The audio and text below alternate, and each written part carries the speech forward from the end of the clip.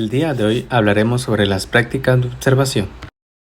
Cómo es el comportamiento de los niños en cada contexto social y cómo fue mi experiencia en una práctica de observación. Sin nada más que decir, los dejo con el video. ¿Qué es una práctica de observación? Una práctica de observación es un proceso sistemático y planificado para recopilar información detallada sobre un fenómeno, evento o contexto, como un aula o una clase de educación física, analizando comportamientos, interacciones y estrategias para entender y evaluar mejor los procesos. Esta práctica de observación nos permite para después aplicarla en una clase de educación física, ya que aún no estamos preparados para realizar una clase.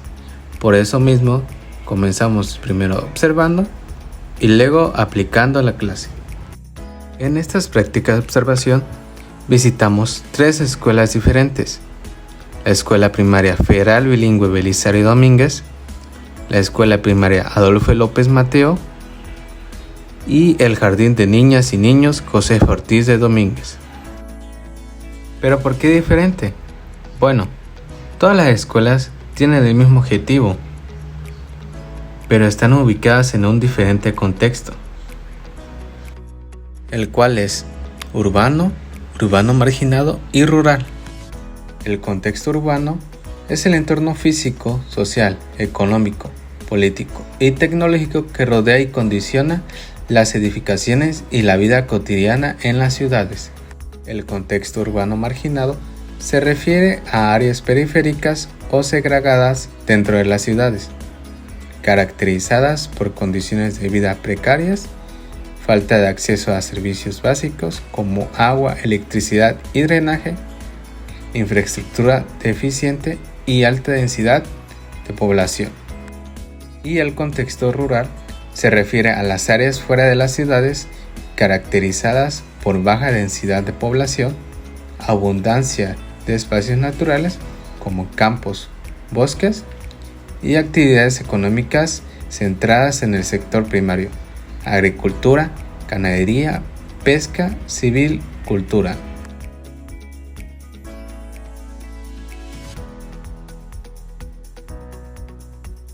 Ahora hablemos sobre el comportamiento de los niños en cada nivel escolar y sobre la clase de educación física igual en cada nivel escolar. Comencemos con los niños de preescolar.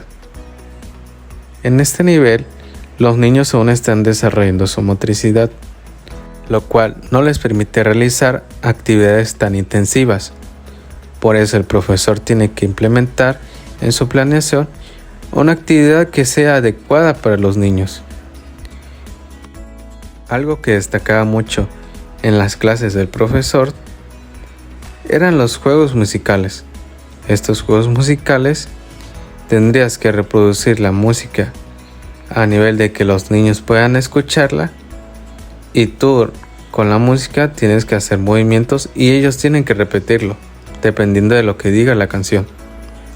Igual, mediante la canción sigue sonando, dicen ciertas acciones la cual te puede ayudar para organizar al grupo o tenerlos en orden. Pasemos con los niños de primaria.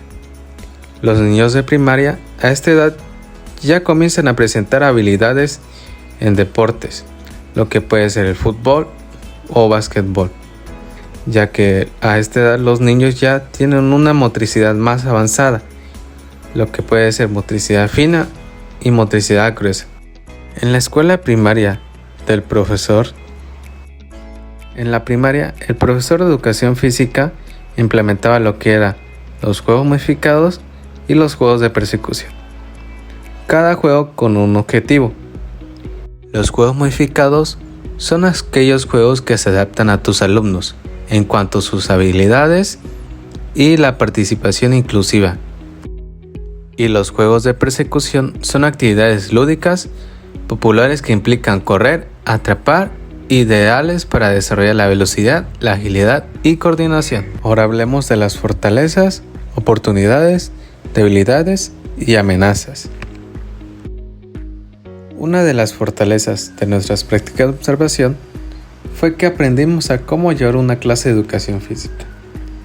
Los maestros de educación física nos enseñaban a cómo llevar una planeación y cómo desarrollar problemáticas entre los alumnos. Al igual, aprendimos en cómo se desarrolla cada contexto social, lo que es urbano marginado, urbano y rural, cada uno con características diferentes. Y mediante esta práctica de observación también vamos a ir aprendiendo mucho más para después aplicar una clase de educación física. En cuanto a oportunidades, en la escuela donde no hay maestro de educación física, podemos ir a dar nuestras prácticas, pero ya de inclusión, donde demos una clase de educación física, ya que en esa escuela es un verdadero reto la cual nosotros como futuros docentes podemos llevarlo, ya que para ese entonces ya estaremos sumamente preparados. Y en cuanto a debilidades, es que para llegar a una escuela que está ubicada en una zona rural, tienes que tener un transporte, ya que las escuelas que están ubicadas en las zonas rurales donde fuimos, el único transporte para ingresar era un tuk-tuk, una moto la cual podría llevar 4 pasajeros, pero el precio era muy elevado, lo cual era un costo de 60 pesos mexicanos. Y gastar 60 pesos diariamente, y antes de llegar allá tienes que tomar otras 2 combis para poder llegar a la entrada, y después de la entrada está otra entrada para llegar a la escuela que está en la parte de Omoa. Al no tener maestro de educación física, los niños no conocen su lateralidad, se la viven dentro de las aulas de clases y no liberan toda esa energía y estrés que cargan. Esa es una problemática muy grande. En cuanto a las amenazas, es que en las escuelas rurales no tienen un sistema de drenaje.